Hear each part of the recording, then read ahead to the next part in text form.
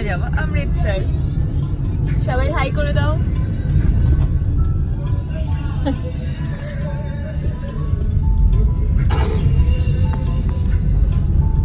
Hello friends, welcome back to my channel Antara's world. এখন আমরা যাচ্ছি অমৃতসর।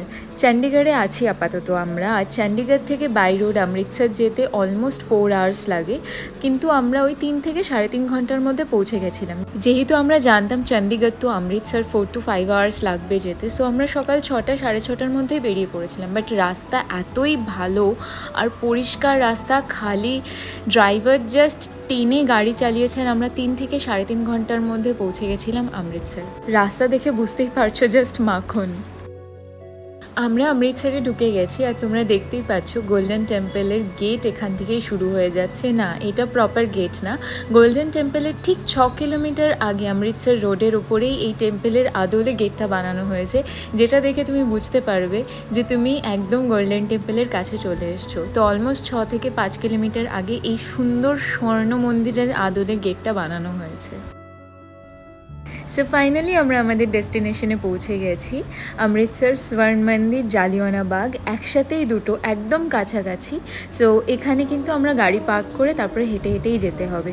এখানে কিন্তু গাড়ি নিয়ে ভেতরে যাওয়ার কোনো ওয়ে নেই। যেখান দিয়ে গাড়িগুলো এন্ট্রি করছে সেখানেই গাড়িটাকে পার্ক করে তারপরে হেঁটে হেঁটেই যেতে হবে। অনেকটাই হেঁটে যেতে হয়েছে, কিন্তু দেখতে দেখতে যাওয়া, এই এত সুন্দর স্কাল্পচার, এত সুন্দর বিল্ডিং, ইতিহাস, এই সব কিছু দেখতে দেখতে যেতে বেশ ভালোই লাগছিল, যদি না প্রচণ্ড রোদ হতো।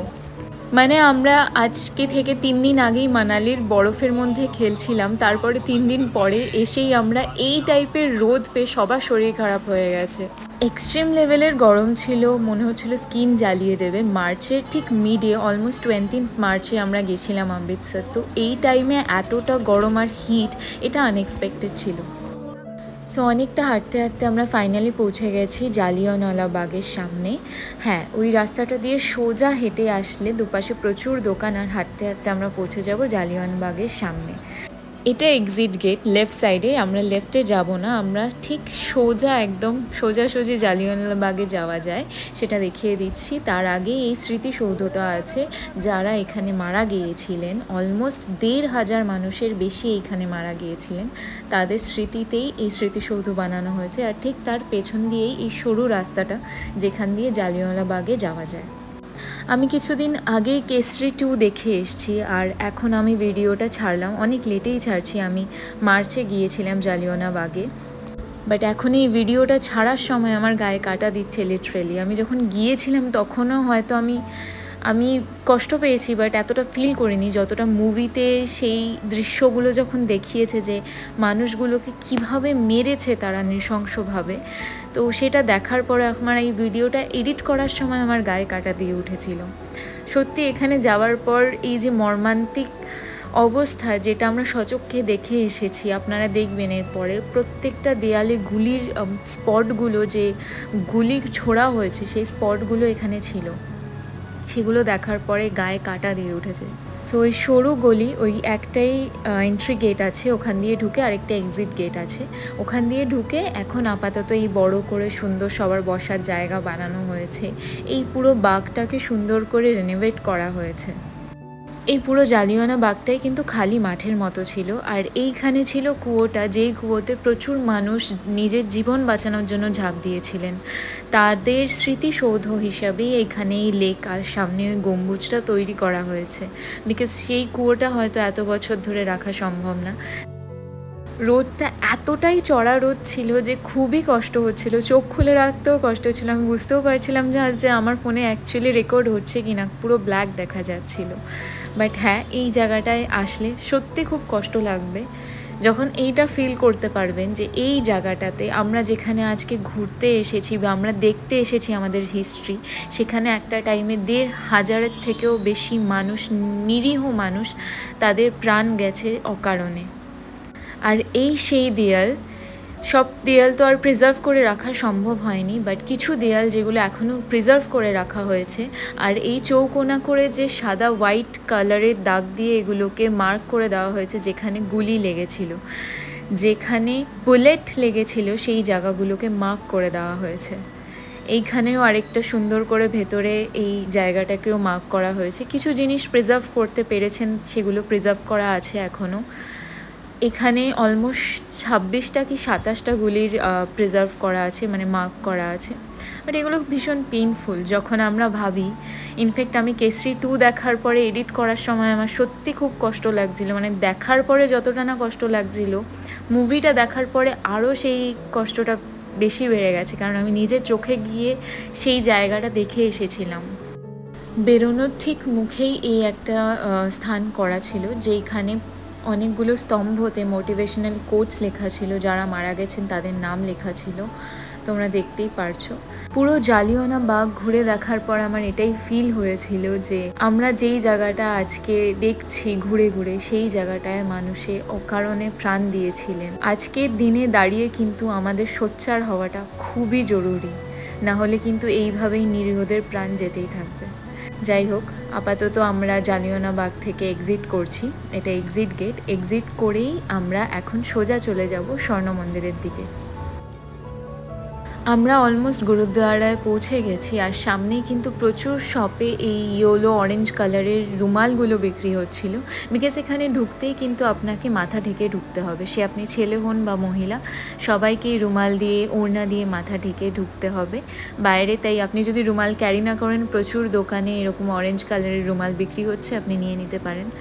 জুতো রাখারও কাউন্টার আছে, কোনো টাকা লাগে না, জুতো রেখে আপনি তারপরে ভেতরে ঢুকবেন।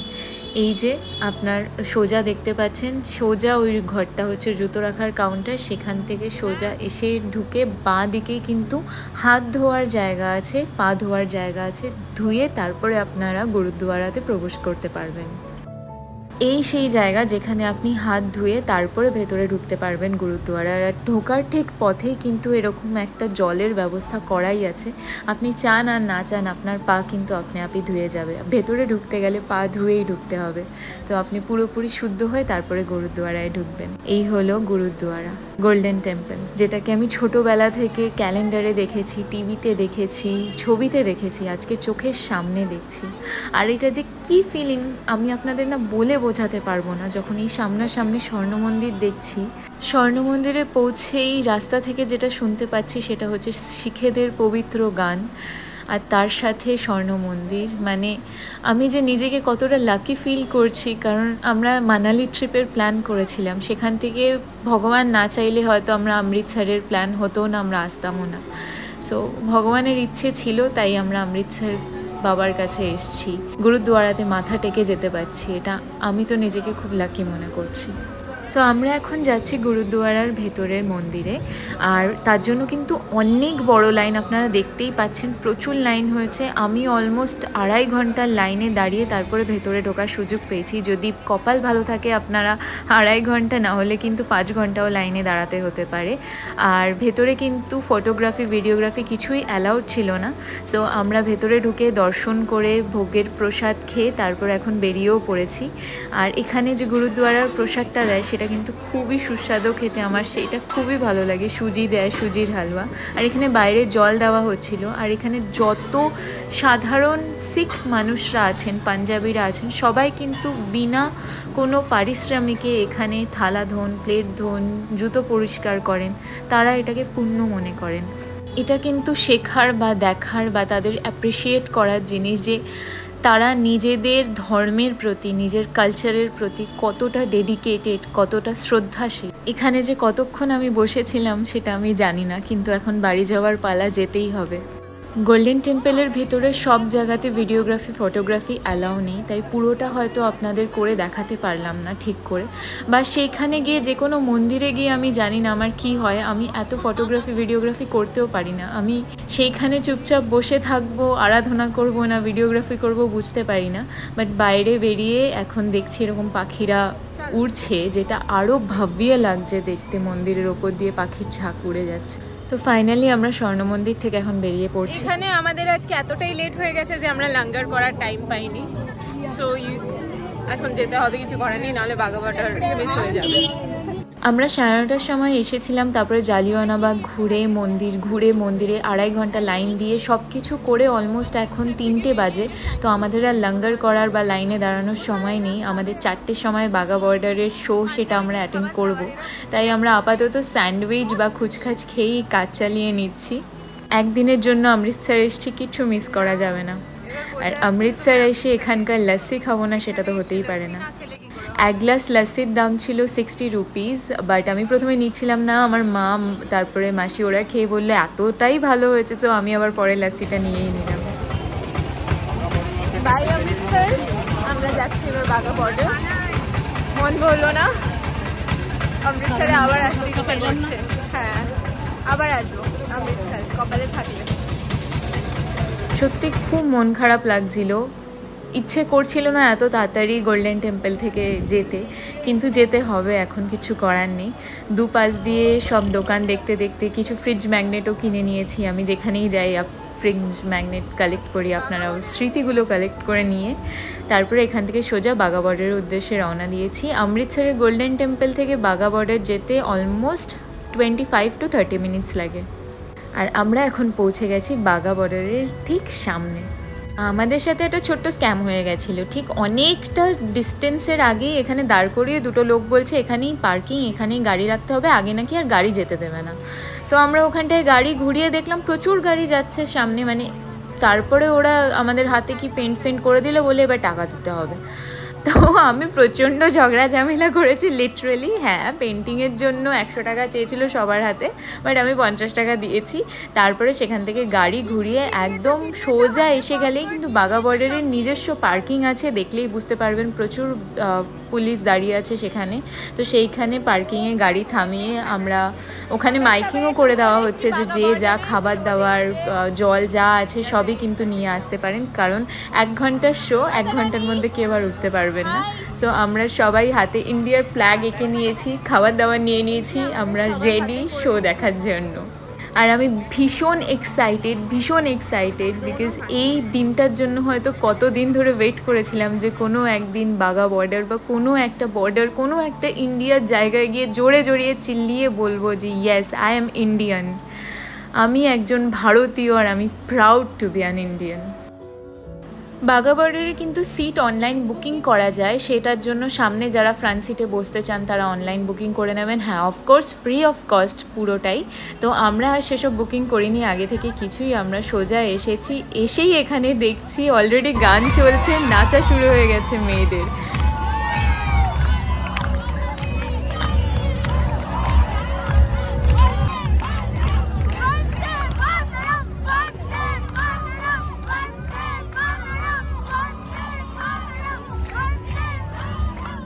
ডট 4টের সময় শো শুরু হয়। শুরুতেই কিন্তু সব মহিলাদের একদম বর্ডারের মাঝখানে নাচার সুযোগ দেবে, ভারতের গান চলবে, আপনারা কিন্তু সবাই নাচতে পারেন। হ্যাঁ, শুধু মহিলারাই অ্যালাউড, কোনো ছেলেরা পুরুষরা অ্যালাউড না।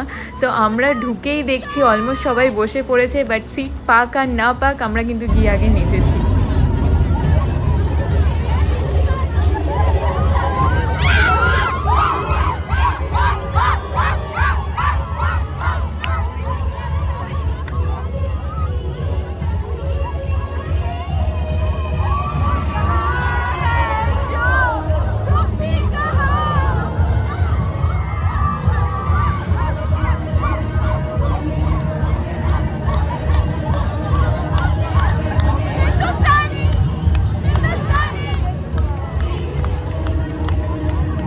অনেকক্ষণ ইন্ডিয়ান গানে নাচার ওপর আমরা এখন চলে এসেছি সবাই সবার সিটে বসতে, কারণ আমাদের অলরেডি জওয়ানদের কিন্তু প্রোগ্রাম শুরু হয়ে গেছে।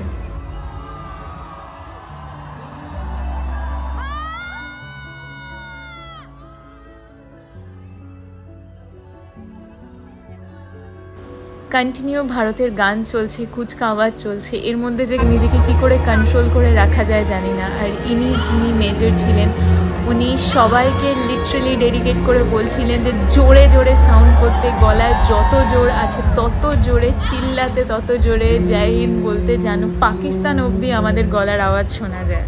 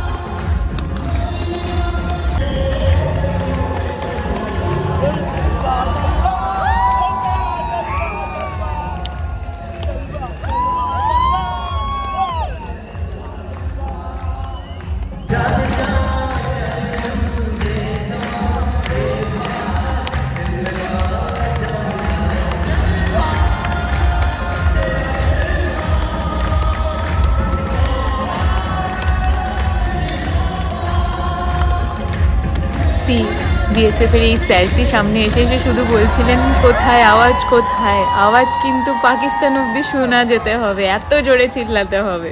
তো এইটা না আরও মোটিভেটেড করে দেয়। মানে ওই জায়গাটায় যাওয়ার পর আমি বুঝতে পেরেছি যে সিরিয়াসলি গায়ে কাটা দেওয়া কাকে বলে। দেশের জন্য হয়তো আমরা খুব বড় কিছু করতে পারিনি, কিন্তু এখানে যাওয়ার পরে ফিল করতে পারা যায় যে হ্যাঁ, আমি আমার দেশকে কতটা ভালোবাসি, আর তার জন্য আমার যদি গলা চিড়েও যায় চিল্লাতে গিয়ে, সেটা আমার কাছে কোনো বড় ব্যাপার না।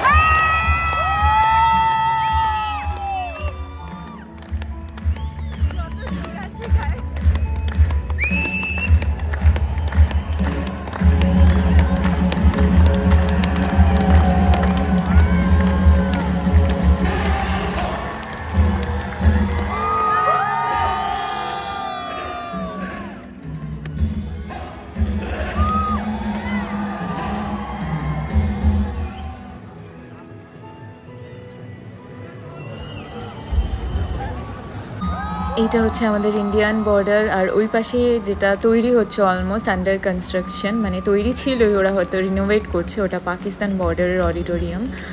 কয়েকজন হাতে গোনা 2-4 জন ওখানে বসেছিলেন, মেবি রেনোভেট হচ্ছিল বলে, তাই আই ডোন্ট নো। বাট আমার তো ভীষণই ভালো লাগছিল যে ইন্ডিয়ার ক্রাউড একবার জাস্ট দেখো। এই বিএসএফ জওয়ানরা, সেনারা আমাদের জন্য কিন্তু প্রাণ দিচ্ছেন 24 ঘন্টা আমাদের জন্য। আমরা যাতে সুরক্ষিত থাকতে পারি, দেশ যাতে সুরক্ষিত থাকতে পারে, সেই জন্য কিন্তু প্রাণ দিচ্ছেন তারা দাঁড়িয়ে আছেন আমাদের ঢাল হয়ে। আমাদেরও দেশের নাগরিক হিসেবে কিছু তো কর্তব্য থাকা উচিত।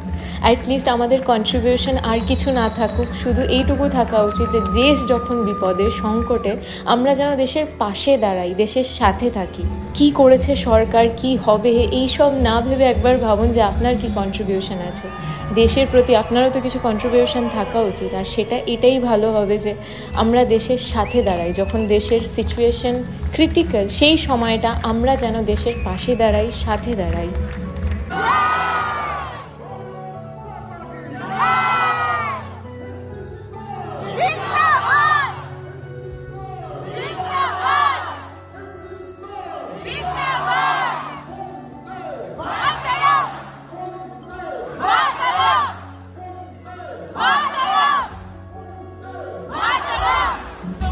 ইন্ডিয়া পাকিস্তানের গেট খুলে গেছে, আর এখন 2 দেশের ফ্ল্যাগ নামানো হবে এই পুরো খেলাটা শেষ হওয়ার পরে। আর প্রত্যেক দিন 4টে থেকে 5টা 20 অবধি এই শোটি চলে। আপনারা দেখতেই পাচ্ছেন 2 দেশেরই বিএসএফরা, জওয়ান সেনারা, বিএসএফরা তারা তাদের 2 দেশের হয়ে হুঙ্কার দিয়ে দিয়ে খেলাটা দেখাচ্ছে, যেটা দেখতে কিন্তু দারুণ লাগছিল। মানে এতটা প্রাউড ফিল হচ্ছিল, এতটা অন্যরকম ফিলিং, সেটা আমি বলে বোঝাতে পারবো না। আমার রিকোয়েস্ট বা ইচ্ছে বলতে পারেন যে কেউ যদি এখনও অবধি না গিয়ে থাকেন, তাহলে বাঘা বর্ডারে বা এরকম অনেক বর্ডার আছে যেখানে শো হয়, সেখানে গিয়ে একবার দেখে আসবেন। আর যদি কখনো আমাদের দেশের জন্য আপনার মনে কোনো রকমের ডাউট হয়ে থাকে, আমি তো বলবো তাহলে মাস্ট বি যান। সেই দিন আপনি সত্যি বুঝে যাবেন যে আপনি আপনার দেশের প্রতি কতটা শ্রদ্ধা, কতটা ভালোবাসা আছে। আর যদি না থাকে সেটাও বুঝে যাবেন। না থাকলে অবভিয়াসলি আপনারা অন্য দেশে চলে যেতে পারেন, কিন্তু থাকলে সেই দিনটার থেকে হয়তো আপনার দেশের প্রতি ভালোবাসাটা আরও বেড়ে যাবে, শ্রদ্ধা আরও বেড়ে যাবে। সকাল হলেই পতাকা উত্তোলন করা হয়। এখন দুই দেশ থেকেই পতাকা নামানো হচ্ছে, একসাথেই নামানো হবে, এটা রিচুয়াল। আর আমি তো সত্যি বলবো, এই শোটা, এই জায়গাটায় আসা বা এত কিছু দেখা, আমি লাকি। আর তারপরে আমি ভীষণই একটা ভালো এক্সপিরিয়েন্স করতে পারলাম। This is a life time experience, life time memory. আর আমি আমার দেশের জন্য, আমার ইন্ডিয়ার জন্য অনেক শ্রদ্ধা, অনেক সম্মান, অনেক ভালোবাসা নিয়ে আমি আমার বাড়িতে যাব।